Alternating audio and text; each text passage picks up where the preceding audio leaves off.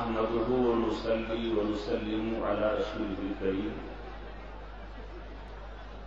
أما بعد فأعوذ بالله من الشيطان الرجيم بسم الله الرحمن الرحيم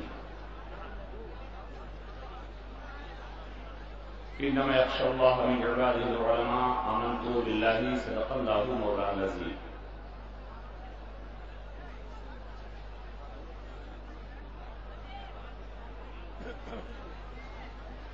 اعلی حضرت عظیم البرکت رضی اللہ عنہ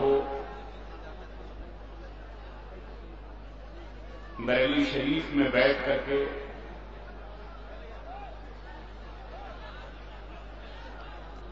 کتابیں تصنیف فرماتے رہے. اردو میں، عربی میں، فارسی میں.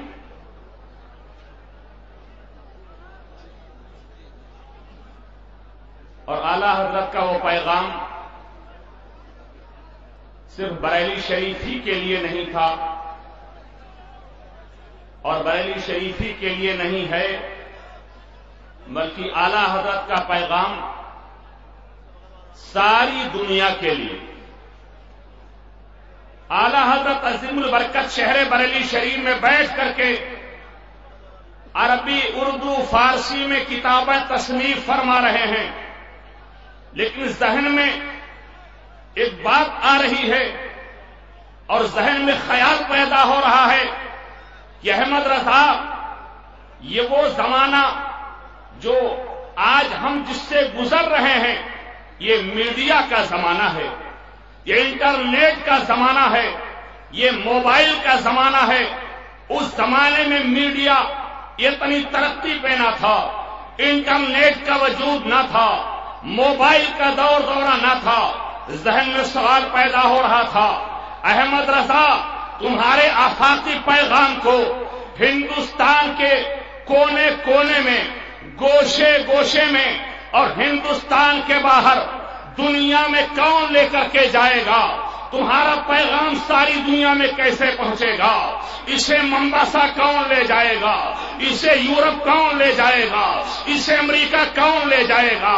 اسے کینیا کون لے جائے گا؟ اسے دنیا کے کونے کونے میں. نعرہ تکبیر،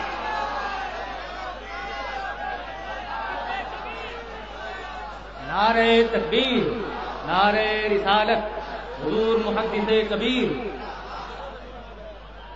آپ حضرات تشریف رکھیں، میں اپنی گفتگو ختم کر رہا ہوں. آپ حضرات تشریف رکھیے.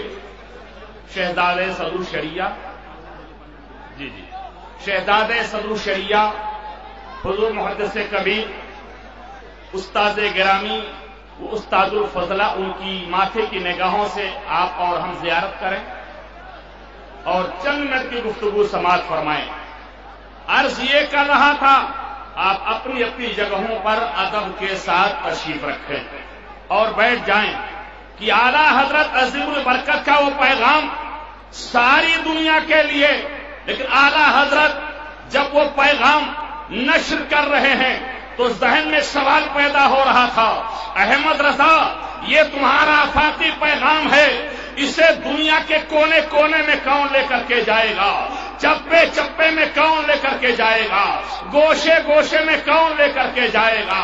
تو جانتے ہو خدا کی رحمتیں اور مصطفیٰ کی عنایتیں جواب دیتی ہیں. احمد رضا، لکھتے رہو، لکھتے رہو، لکھتے رہو.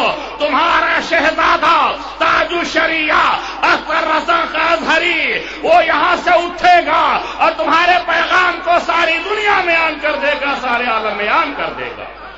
اور وہ پیغام کہ اعلی حضرت عظیم البرکت رضی اللہ وارضاہ عنہ جس پیغام کو یہاں نشر فرما رہے تھے، سونا جنگل، رات اندھیری، چھائی بدنی کالی ہے اور سونے والوں جاگتے رہی وہ چوروں کی رکھوالی ہے.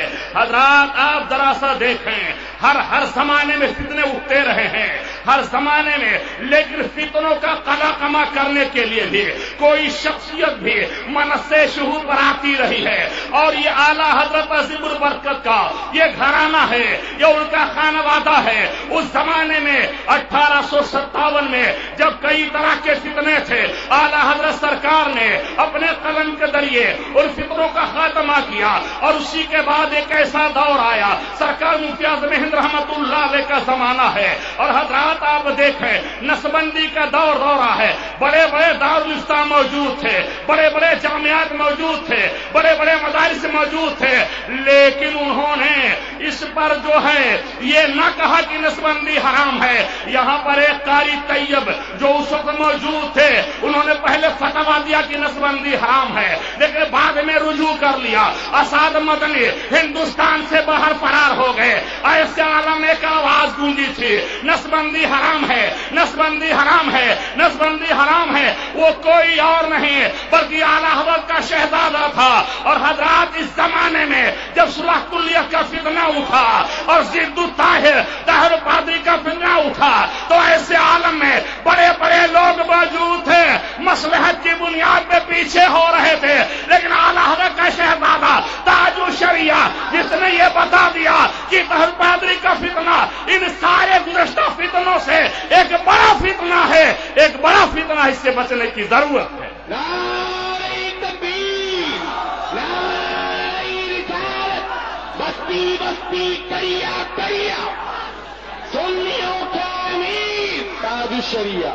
اور حضرات اس لیے کہ اور فتنے دوسرے انداز میں آتے رہے، لیکن یہ فتنہ جو آیا ہے صلاۃ و سلام بھی پڑھ رہا ہے، میلاد شریف بھی یہ پڑھ رہا ہے، اور مصطفیٰ جان احمد کی صدائیں بھی بلند کر رہا ہے، ہم جیسے لباس بھی پہن رہا ہے، اور دنیا کو بتا رہا ہے ہم اعلیٰ حضرت کے ماننے والے ہیں، اعلیٰ حضرت کے چاہنے والے ہیں۔ لیکن یاد رکھو اس نے جو کہا ہے وہ چھپا ہوا نہیں ہے، انٹرنیٹ پہ مواد موجود ہے۔ اعلیٰ حضرت کے شہزادے نے ساری دنیا کو بتا دیا کہ ضد الطاہر طاہر پادری کا فتنہ، اس سے بچنے کی ضرورت ہے۔ السلام علیکم ورحمۃ اللہ وبرکاتہ۔